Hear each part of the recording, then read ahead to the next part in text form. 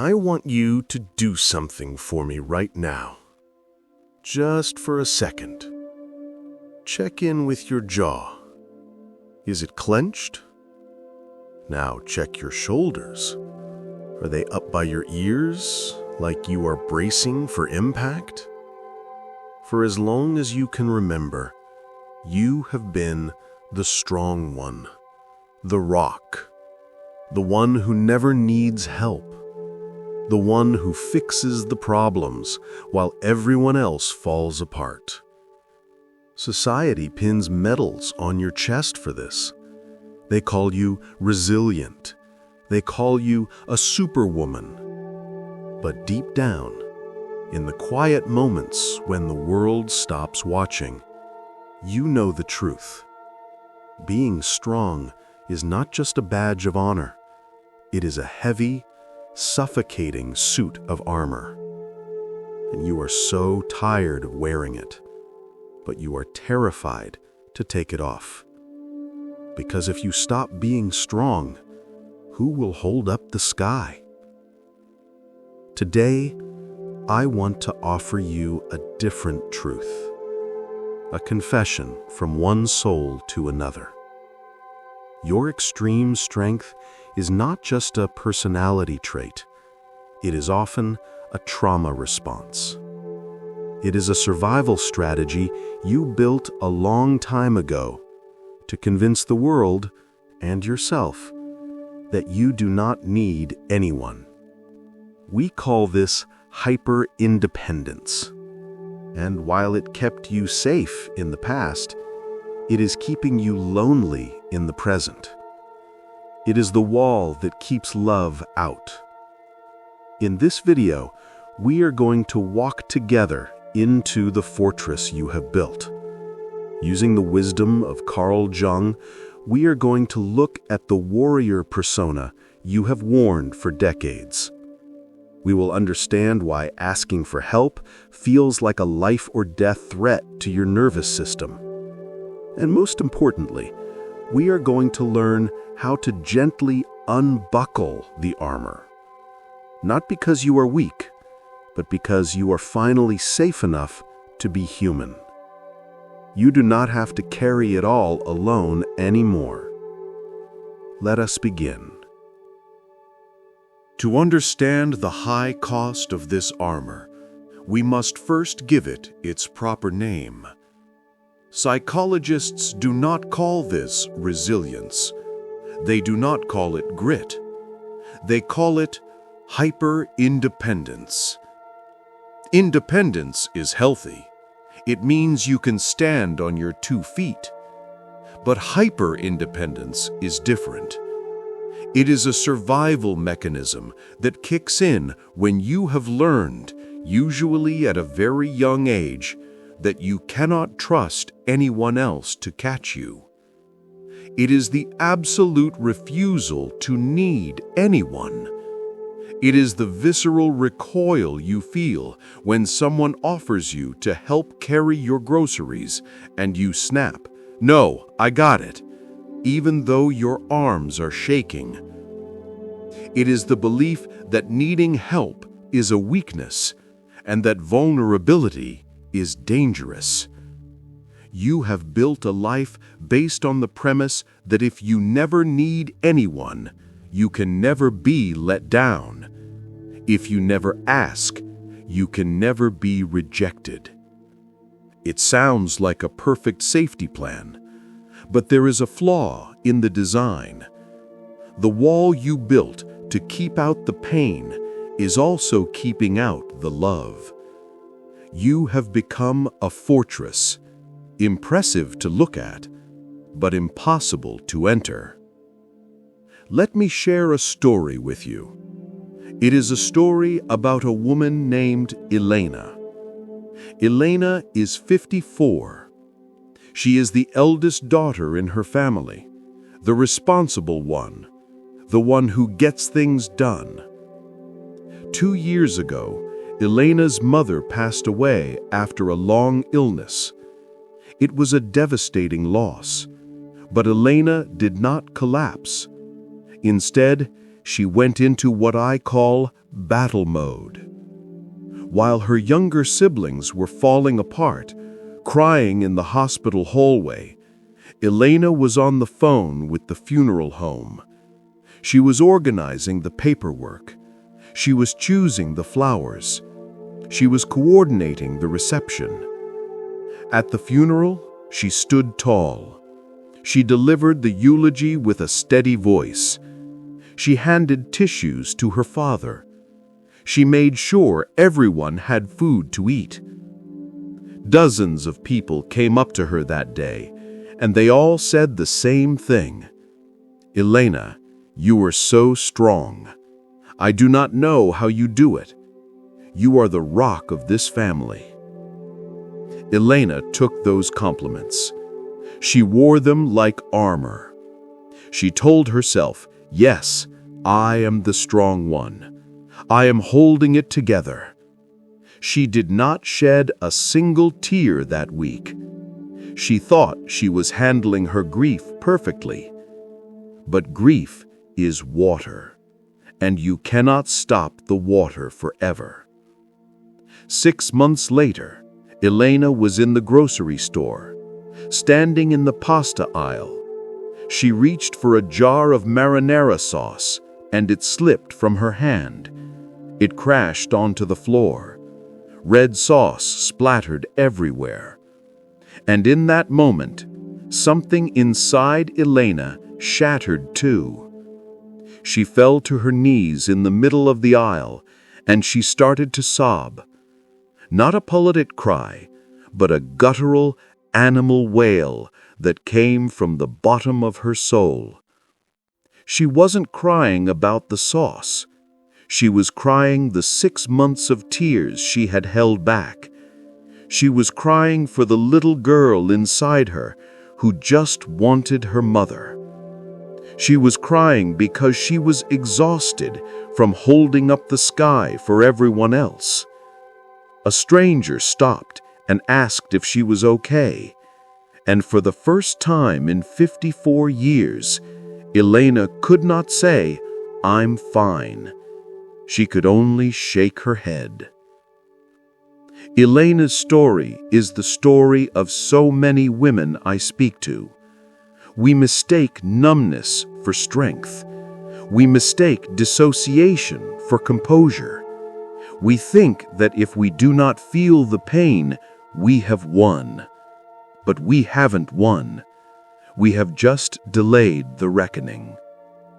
The cost of being the strong woman is that you are functionally alone, even when you are in a room full of people. Think about your own life right now. You have friends. You have family. Maybe you have a partner. But let me ask you a terrifying question. Do any of them actually know you? Do they know what keeps you up at night?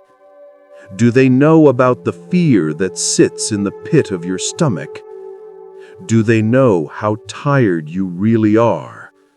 Or do they only know the persona? The version of you that smiles and says, "No problem, I can handle it."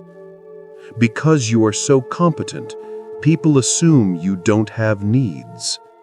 Because you never ask for help, people assume you don't want it. And over time, they stop offering. Not because they don't care, but because your armor is so shiny, it reflects them away. You have trained the world to leave you alone in your strength. And now, you are standing inside your fortress, safe, secure, and starving. Starving for connection, starving to be held, starving for someone to look at you and say, "You do not have to carry this. Put it down." But you cannot put it down because you have convinced yourself that your utility is your value. This is the trap of hyper-independence. It whispers to you that if you stop doing, you will cease to matter. It tells you that your only currency in this world is your ability to endure. This mindset often comes from childhood. Maybe you had parents who were emotionally immature. Maybe you had to be the parent to your own parents. Maybe you learned that having needs made you a burden. So you decided to have no needs. You decided to become a low-maintenance human, self-sufficient, self-contained. You pruned away your own vulnerability like a dead branch. But vulnerability is not a dead branch. It is the root system. Without it, you cannot draw nourishment from the soil of relationship. When you kill your vulnerability, you kill your capacity for intimacy. You might be married for 30 years and still feel like your partner doesn't know the real you. Because the real you is the soft, scared human part that you have hidden in the basement. The strong woman is just the security guard standing at the gate. This is a heavy realization. To look in the mirror and see that the strength you were so proud of is actually a prison cell. It takes courage to admit this. It takes more courage to admit I am lonely than it does to organize a funeral. It takes more courage to say I need help than it does to lift a heavy box. You are feeling the weight of this truth right now. I can feel it with you.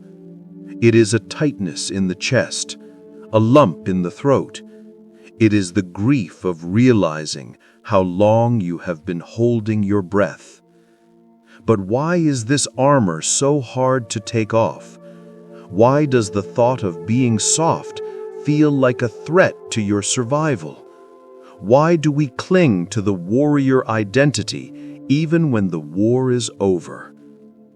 To understand this, we have to go deeper than behavior. We have to look at the archetypes. We have to look at what Carl Jung called the warrior persona.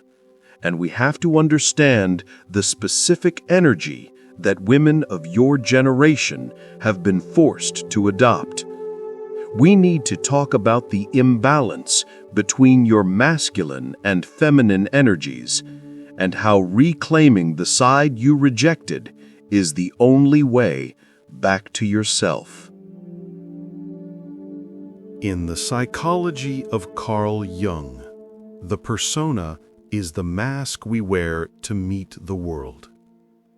It is the role we play to be accepted, to be loved, and to be safe. For women of your generation, the persona you were handed is complex. You grew up in a time of shifting tides. You were told you could be anything. You could have a career. You could raise a family. You could do it all. But there was a silent condition attached to that freedom. The condition was that you had to do it without complaining. You had to do it without breaking a sweat. And so, you adopted the persona of the warrior, the Amazon woman, the one who fights battles and never shows her wounds. This warrior energy served you well. It helped you climb corporate ladders in male-dominated fields. It helped you protect your children when life got hard. It helped you survive divorces and financial crises. But Jung warned us about the danger of becoming identical with our persona. He said that when we believe we are the mask, we lose contact with our soul. You have worn the warrior mask for so long that you have forgotten how to take it off. You wear it to work, but you also wear it to dinner with your husband. You wear it when you are playing with your grandchildren. You even wear it when you are sleeping. And this brings us to the physical cost of this mask. The body does not lie. While your mind says, "I am fine," your body is screaming a different story. I want to try something with you right now. A small, physical check-in. Wherever you are, I want you to stop what you are doing, sit comfortably, and bring your attention to your jaw, right where the top and bottom teeth meet. Is it tight? Are your teeth touching? Are you clenching? Now, I want you to deliberately drop your jaw. Create a little space between your teeth. Let your tongue fall from the roof of your mouth. Relax the muscles around your eyes. Breathe into that space. What do you feel? For many of you, the moment you physically let go of the tension, you might feel a sudden rush of emotion. You might feel like crying. Why does that happen? It happens because your physical tension is the dam holding back the river of your grief, holding back your softness. That clenching is your body's way of saying, "I must stay in control. I must not let them see me crumble."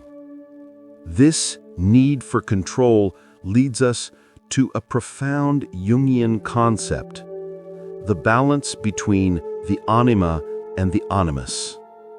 Jung believed that every woman has an inner masculine side. He called this the animus. The animus is the part of you that is logical, decisive, action-oriented, protective. When a woman feels unsafe or when she has been emotionally neglected, her animus goes into overdrive. It draws a sword. It stands in front of her inner feminine self, which is the part that is soft, feeling, and receptive. And the animus says, "No one will ever hurt her again. I will handle everything. I will not let anyone get close enough to cause pain." This is what hyper-independence truly is. It is your inner masculine energy overprotecting your inner feminine energy. It is a bodyguard who has become a tyrant. The bodyguard is so good at his job that he not only keeps out the bad guys, he keeps out the friends. He keeps out the lovers. He keeps out the help. You might find that you attract partners who are passive or emotionally unavailable. This is not an accident. Your overactive animus attracts men who allow you to take the lead, because taking the lead feels safe. If you are driving the car, you know exactly where it is going. But it is exhausting to always be the driver. It is exhausting to always be the one who plans, the one who decides, the one who executes. And deep down, your feminine soul is starving. She is starving for the experience of leaning back, of being caught, of being cherished, not for what she does, but for who she is. But the moment you think about leaning back, a voice in your head screams, "Danger!" That voice tells you that strength is weakness. It tells you that if you rest, you will become lazy. If you cry, you will become hysterical. If you ask for a hand, you will become a burden. This voice is the shadow side of the warrior. It views human needs as defects. But Jung teaches us that wholeness comes from the union of opposites. We need both the warrior and the lover. We need both the spine of steel and the heart of flesh. Right now, you are lopsided. You are all spine and no heart. not because you don't have a heart, but because you have put it in a safe deposit box and lost the key. The exhaustion you feel, that bone-deep weariness we talked about in previous videos, it comes from the effort of maintaining this imbalance. It takes a tremendous amount of energy to suppress your own humanity. It takes energy to not cry. It takes energy to not ask. It takes energy to pretend you don't have needs. You are burning your life force to fuel the shield. And the tragedy is, the shield is no longer necessary. The war is over.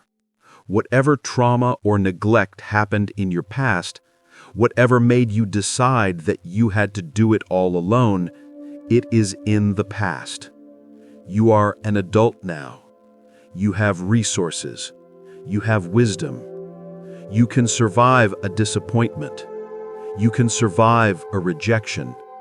You no longer need the total defense system of a child who had no one. But how do we tell the bodyguard to stand down?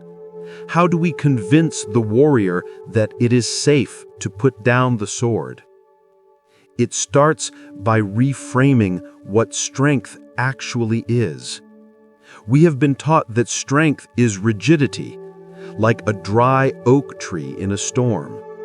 It stands tall, it does not bend, until the wind becomes too strong, and then it snaps.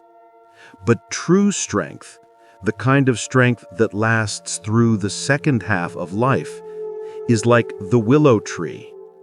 It bends, it flows, it yields to the wind, and because it yields, it does not break. We need to move you from the strength of the oak to the strength of the willow. We need to integrate the softness back into your life. This is terrifying work, I know, because the softness feels like an exposed nerve. But that exposed nerve is also where you feel joy, where you feel connection, where you feel the divine. When you block the pain, you block the life. So, the work ahead of us is not about becoming weak. It is about becoming whole. It is about inviting the anima, the soft, feeling, receptive part of you, back to the table. It is about telling the warrior, "Thank you. For your service, you have kept me alive. But I don't just want to survive anymore. I want to live. And to live, I need to let people in." How do we do this practically? How do we start to lower the drawbridge of the fortress without getting hurt? We do it slowly. We do it in micro steps. We do not tear down the wall all at once. We remove one brick at a time. We are going to learn the art of being human again, and we are going to learn how to practice vulnerability, not as a way to be saved, but as a way to be seen. Because the only thing heavier than the armor is the invisibility of wearing it. So, how do we begin the process of softening when our skin has turned to steel? How do we integrate the softness without feeling like we are collapsing? The first step is to rewrite the dictionary of your life. For 50 years, you have operated under a false definition. You believed that vulnerability was the opposite of strength. You believed that if you showed a crack, you would break. But Carl Jung offers us a different perspective. He suggests that vulnerability is not weakness. Vulnerability is the only bridge between two human souls. Think about a fortress. It is strong. It is impenetrable. But it is also dark inside. No light can get in. No fresh air can get in. And no love can get in. To let the light in, You have to crack the wall. That crack is your vulnerability. I am not asking you to demolish the fortress overnight. That would be too shocking to your nervous system. Your inner warrior would panic and rebuild the wall twice as high. Instead, I'm inviting you to practice what I call micro-vulnerability. These are small, safe experiments in being human. It starts with low stakes. It starts with the people who have already proven they love you. Here is a challenge for you this week. I want you to ask for help with something small, something you could easily do yourself. Maybe you ask your partner to open a jar, even though you have the grip strength to do it. Maybe you ask a friend to pick up a prescription for you. Not because you are helpless, but because you are practicing the art of receiving.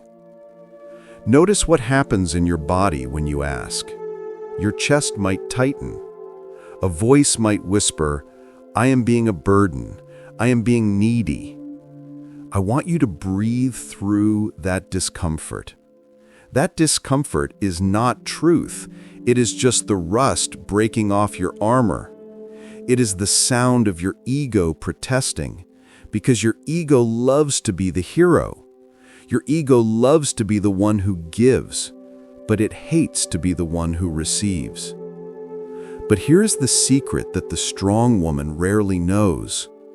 When you ask for help, you are not taking something away from the other person. You are giving them a gift. Think about how good you feel when you help someone you love. You feel useful. You feel connected. You feel trusted. Why are you hoarding that feeling all for yourself? Why do you refuse to let the people in your life feel the joy of supporting you? By doing it all yourself, you are robbing them of their chance to be generous. You are robbing them of their chance to love you actively. You are making them feel useless. And eventually, people who feel useless will stop trying. They will retreat, and you will be left alone in your victory. This is the paradox. Your independence is pushing away the very thing you crave. To break this cycle, we have to confront the core fear hiding behind the shield. The fear is simple and terrifying. It says, "If I am not useful, I am not lovable. If I am not the rock, they will leave me." This is a lie from your childhood. It is a lie from a culture that values production over presence. The truth is, the people who really love you do not love you for your strength. They love you for your heart. They love you for your laughter. They love you for your quirks. They love the soft parts of you that you are trying so hard to hide. In fact, your strength might be intimidating them. It might be making them feel like they can never measure up. When you drop the mask, when you admit, "I am tired," or "I am scared," or "I don't know the answer," you become accessible. You become real. And suddenly, the people around you can exhale. Because if you are allowed to be imperfect, then they are allowed to be imperfect too. You create a space of grace for everyone. This is the transition from hyper-independence to interdependence. Interdependence is the healthy middle ground. It means I can stand on my own, but I choose to hold your hand. It means I have my own resources, but I am willing to share yours. It is the way nature works. The trees in a forest do not stand alone. Their roots are tangled together underground. They share nutrients. They support each other in the storm. Only a dead stick stands alone. You were meant to be part of a forest. But to join the forest, you have to let your roots touch the roots of others. And that requires contact. That requires letting down the barrier. I know this feels dangerous. Your warrior persona is screaming at you right now. She is saying, but what if I get hurt? What if I show my soft underbelly and they attack me? That is a valid fear, and I will not lie to you. Vulnerability does come with risk. You might ask for help, and someone might say no. You might share your feelings, and someone might not understand. But here is the difference between you now and the child who built the armor. That child had no resources. If she was rejected, it felt like death. But you are a grown woman now. You have wisdom. You have survived 100% of your bad days. If you open up and get hurt, you will survive it. You know how to heal your own wounds now. You do not need the armor to survive anymore. The armor is suffocating the life out of you. It is blocking the sunlight. It is time to trust your own skin. It is time to trust your own resilience. Not the resilience of a stone, but the resilience of a flower that closes at night and opens again in the morning. As you practice this softening, you will notice something miraculous. Your energy will return because you are no longer using 80% of your fuel to maintain a defensive perimeter. That energy becomes available for creativity, for joy, for pleasure, for deep, soulful rest. You will start to sleep better. Your jaw will unclench. Your shoulders will drop. And you will realize that the safety you were looking for was never in the armor. It was in the connection. Safety is not being alone in a tower. Safety is being held in a circle of love. But to enter the circle, you must walk through the gate of vulnerability. You must be willing to say, "Here I am, imperfect, tired, and in need." And you must trust that you are enough just as you are. This is the work of the second half of life, to lay down the sword and pick up the cup, to stop fighting for your worth and start receiving your worth. It is a practice. You will not get it perfect tomorrow. You will put the armor back on when you get scared, and that is okay. Just notice it and gently, kindly take it off again, one strap at a time, one breath at a time, one honest conversation at a time. You are learning a new language, the language of the heart. And like any new language, it feels awkward at first. But soon it will become your mother tongue, because it is the language you were born to speak before the world told you to be quiet and be strong.